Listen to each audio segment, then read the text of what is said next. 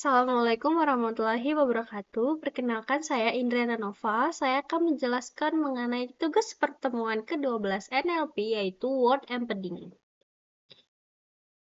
Apa itu word embedding? Word embedding adalah teknik representasi kata yang mengubah kata menjadi vektor bilangan real atau angka dalam ruang dimensi rendah. Kuncinya, kata dengan makna mirip akan memiliki representasi vektor yang berdekatan. Nah, perbedaan apa sih antara word embedding dan one-hot encoding?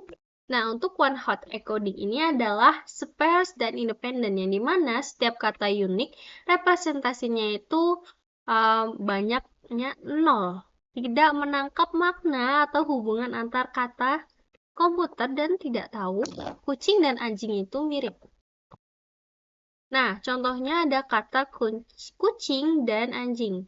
Nah, di sini dia menggantikan bilangannya itu menjadi angka hanya 0 dan 1. Yang dimana di sini kita lihat untuk angka kucing ini satunya ada di tengah, lalu untuk kata anjing dia katanya ada yang kedua satunya. Nah, ini si komputer akan memahaminya kata kucing dan anjing itu tidak ada hubungan makna. Komputer bingung nih, kucing itu bukan sama dengan anjing. Nah, tapi kalau word embedding, dia itu representasi katanya itu padat dengan angka desimal. Dia tuh menangkap makna semantik jarak vektor, kayak contohnya kata raja dan ratu itu dekat. Nah, ini memungkinkan operasi matematika. Nah, ini contohnya itu sama. Kata kucing dan anjing untuk direpresentasi menggunakan word embedding, dia itu menggunakan desimal. Yang dimana ternyata dia tuh vektornya ternyata berdekatan. Yang dimana si word embedding ini si komputer bakal tahu dan paham bahwa kata kucing dan anjing ternyata memiliki makna yang mirip karena vektornya dekat. Nah, ternyata komputer paham nih kata kucing dan anjing itu ternyata adalah sama-sama hewan. Sama kayak contoh vektor dan dari raja dan ratu. Ini contohnya raja nih. Ini ratu. Kita bisa dihapus kayak raja ke wanita. Kayak raja dan wanita itu bisa kita tahu dengan cara ternyata raja. Kalau raja itu adalah berdekatan dengan pria. Nah, pria berdekatan dengan wanita. Kalau dia adalah raja, raja wanita, berarti itunya adalah ratu. Tuh kamu terpaham bahwa hubungannya itu semantik. Next, ada word to fact. Dia itu ada cibau, cara kerjanya ada cibau dan skipgram. Apa sih perbedaannya?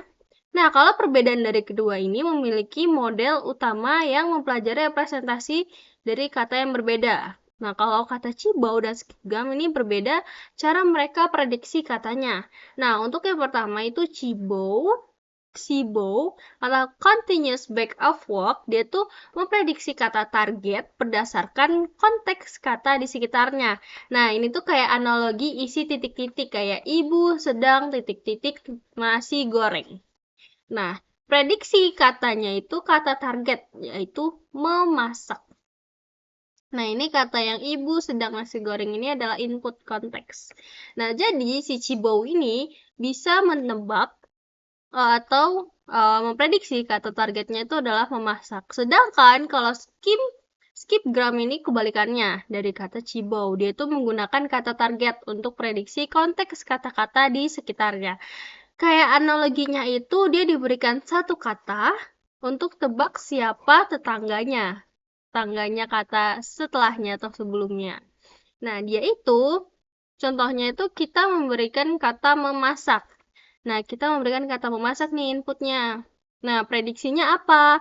Nah, outputnya komputer bisa mengira bahwa memasak itu berarti ada subjeknya kayak ibu, lalu ada kata setelah ibu itu bisa sedang, bisa nasi, bisa goreng karena memasak itu objeknya itu biasanya makanan. Nah, gitu.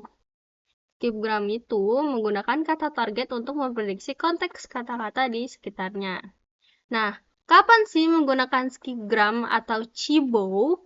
Nah, pilihan antara skipgram dan Cibo itu tergantung pada ukuran data dan kebutuhan spesifik kamu atau Anda. Skipgram ini menggunakan jika Anda memiliki data yang sedikit atau korpus yang kecil atau ingin menangkap representasi kata yang jarang muncul. Nah, skipgram berjalan lebih detail karena memecah satu kalimat menjadi banyak pasangan latih. Nah, kalau Cibo, dia itu menggunakan jika Anda itu butuh pelatihan yang cepat dan data yang sangat besar. Nah, Cibo ini cenderung merata-ratakan konteks sehingga lebih baik untuk kata-kata yang sering muncul. Nah, lalu ada GOLF, Global Vector, memahami konteks global. Nah, GLOVE berbeda dengan Word to Vec. Karena tidak hanya melihat konteks lokal, tetapi juga statistik keseluruhan teks global untuk memahami makna kata. Nah, ide utamanya itu adalah yang pertama, Global Concurrence. GLOVE membangun matriks besar yang mencatat beberapa sering kata A muncul bersamaan dengan kata B di seluruh dokumen. Makna kata ditarik dari rasio probabilitas kemunculan bersama ini. Nah, yang kedua itu perbedaan dengan Word to Vec. Nah, perbedaan dari GLOVE dan Word to Vec itu adalah model prediktif belajar dari konteks lokal. Sementara GLOVE adalah model berbasis hitungan yang dimana dia menghitung statistik global lalu memfaktorkan matriks. Lalu ada fast text atau unggul untuk OOV dan bahasa kaya imbuhan. Nah, fast text itu mengatasi kelemahan dari Word to Vec dan GLOVE dalam menangani kata-kata di luar kamus atau OOV. Dan bahasa Indonesia dengan morfologi kompleks seperti bahasa Indonesia, yaitu Word to Vec dan GLOVE itu menganggap kata sebagai satu kesatuan. Jika kata memakan tidak ada di data latih, maka model akan bingung. Nah, fast text itu memecah kata menjadi bagian kecil, huruf, karakter.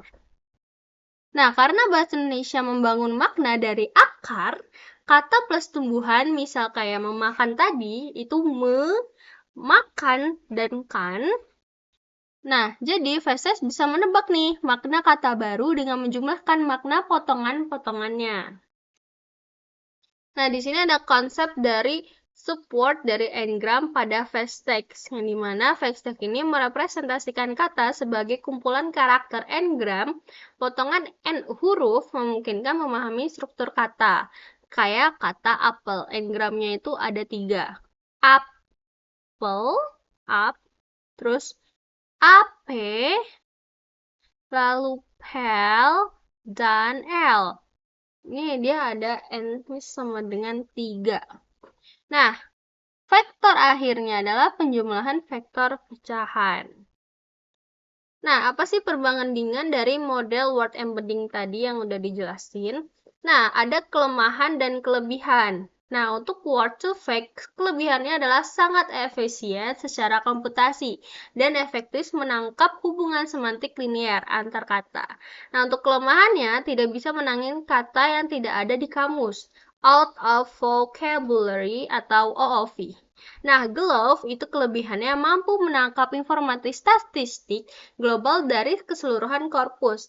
Nah, misalnya representasi yang kaya. Nah, membutuhkan memori RAM.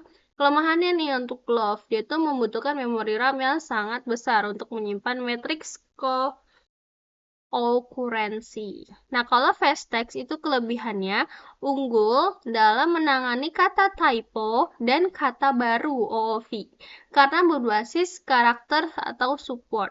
Nah, ini kelemahan dari fast text itu adalah ukuran model dan waktu pelatihan cenderung lebih besar dan lebih lama dibandingkan Word to Vec.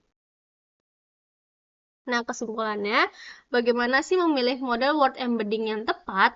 Ini setiap model embedding itu memiliki keunggulan dan kelemahan. Nah, pilihan terbaik itu tergantung pada karakteristik atau yang dibutuhkan untuk tujuan project. Nah, yang pertama untuk memilih modelnya itu adalah pahami dulu data yang mau kita buat untuk project. Seperti ukuran korpusnya, frekuensi kata, dan kompleksitas morfologi bahasanya. Nah, lalu tentukan tujuannya nih, kecepatan pelatihannya, akurasi OV-nya, atau penangkapan hubungan semantiknya. Lalu kita pilih modelnya. Kita bisa pilih word to vec untuk efisien, atau glove untuk konteks global, atau vex text untuk OOV. Nah, setelah memilih model ini, kita akan melakukan evaluasi hasil untuk uji performa model pada tugas proyek yang telah dikerjakan. Nah, thank you for listening. Terima kasih.